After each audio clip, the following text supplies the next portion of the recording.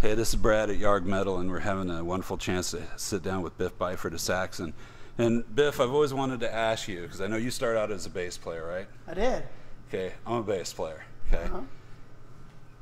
How did you end up being a singer? Slowly, really. I was a bass player for quite a long time, and I used to do a bit of singing, you know. Singing and playing? Singing, bit of backing vocals, bit of singing, just gradually moved into singing all the songs and playing bass as well. So, yeah. And then when the first band got together with Paul and Graham and Steve, then I stopped playing bass and then I started singing. But I still play bass, you know. Okay, so when was the last time you played bass? On an album, probably Rock the Nations. I was going to ask you about that, because I've heard that you played all the bass on it. Is that true? Yeah, I did. But I also play bass when we're writing, because sometimes Nips plays drums, and I play bass, yeah, so we're all able to play around. Yeah, us bass players, we're kind of frustrated drummers. That's what everybody tells me. I play the drums from time to time. Yeah, probably.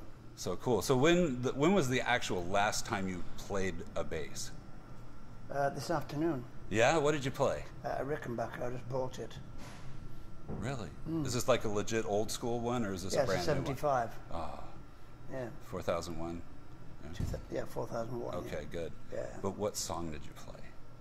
I was trying to play a roundabout, yes. Oh! But, you know, it's quite a difficult bass riff, that.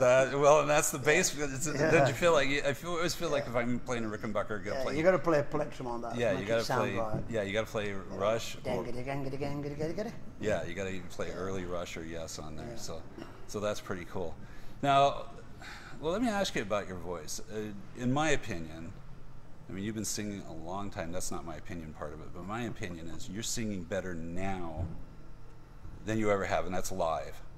How are you pulling that off now? Are you doing something different now than you were doing back in the 80s? I don't know. I probably learned the technique of singing better now over the last sort of 10, 15 years, I think, maybe. Did you and take my voice has sort of settled down now. Okay. You know, so it's pretty good. And I don't really abuse it too much.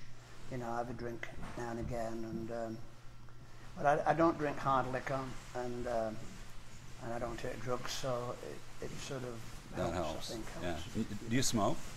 No. Okay. Did you ever smoke? I did, yeah. I smoked a lot back in the day. But you But stopped. I stopped around 23 years ago now. Okay. So that's probably helped some too. Yeah, it frees up your lungs, Okay. so you can breathe. I mean, a lot of singing's about breathing. You know. Yeah. So did you take any lessons for that, or did you just figure it out on your own? I just figured it out. Okay, so that brings me to my next question. You know, some guys go through like this huge process before they hit the stage to warm up singing. Do you do anything, or do you just hit the stage and go? Don't do anything. Good on you. Sit down, chill, have a drink. Yeah. Go on, let it go. Just let the burst of energy kick your ass and go. Yeah.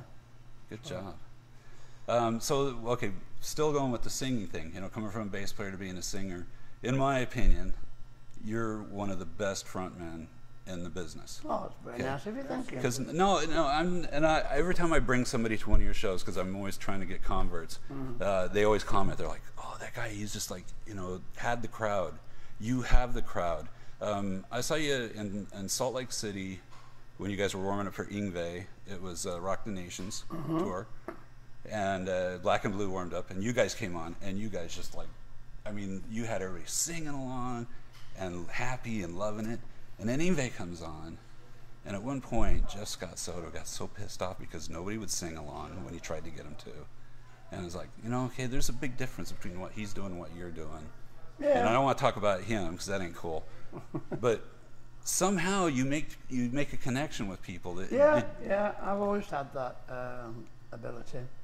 I don't know. You think it's just a genuine thing? Yeah, I think so. I think I'm pretty genuine guy on stage. Because when you are looking at your watch, I got a picture of you doing that at the Flint show. I was at the Flint show. When you're looking at your watch, because you're trying to figure out how can we squeeze in three more songs. Well, when you're looking at your watch, it's all part of the wind-up, isn't it? You know what I mean? Because you're getting, especially when you're in the middle.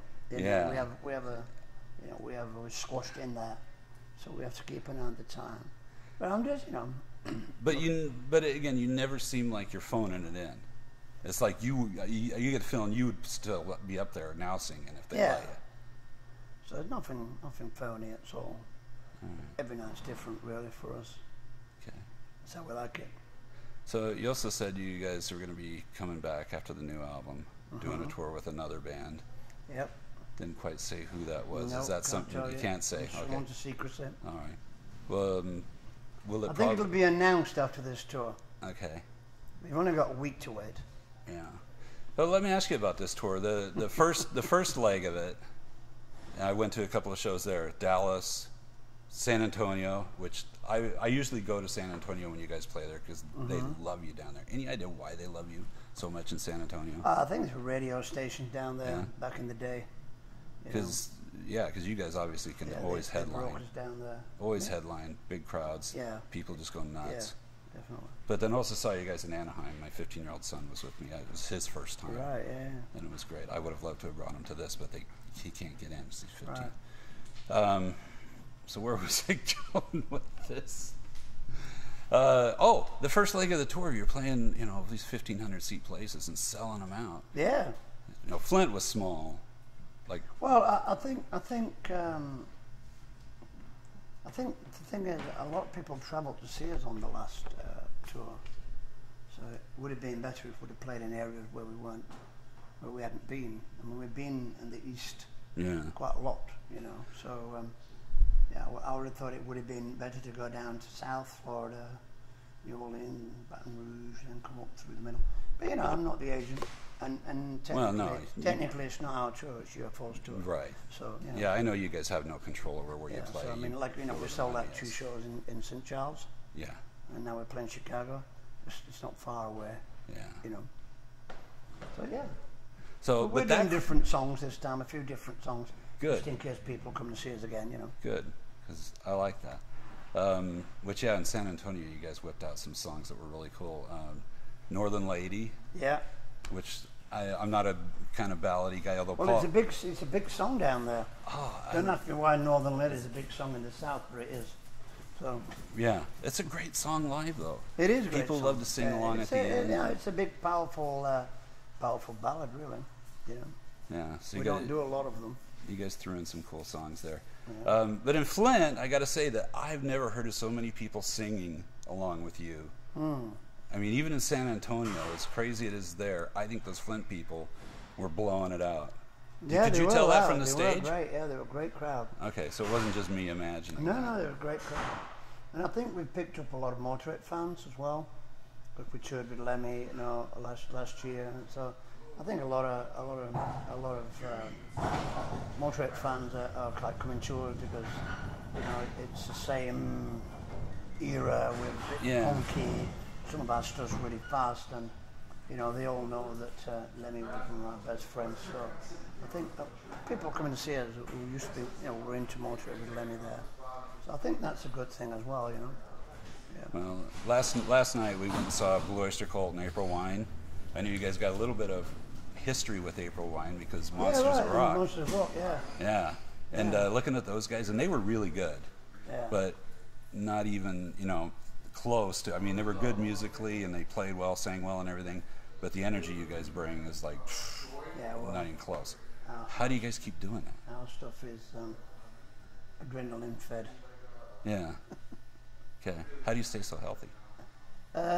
Doing shit like that, really. Just playing. Letting it go, yeah. Yeah. Good for you. Yeah, it's a workout. Okay. You have any questions, Dave? No. Okay. Good.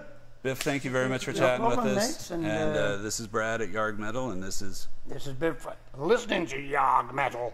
Let's hope so. And hopefully he's listening till it hurts. And that's CEO Dave sitting over there. Shout out, Dave. Hey, come on. All right. He's Shy Guy. All right. Thank you very much.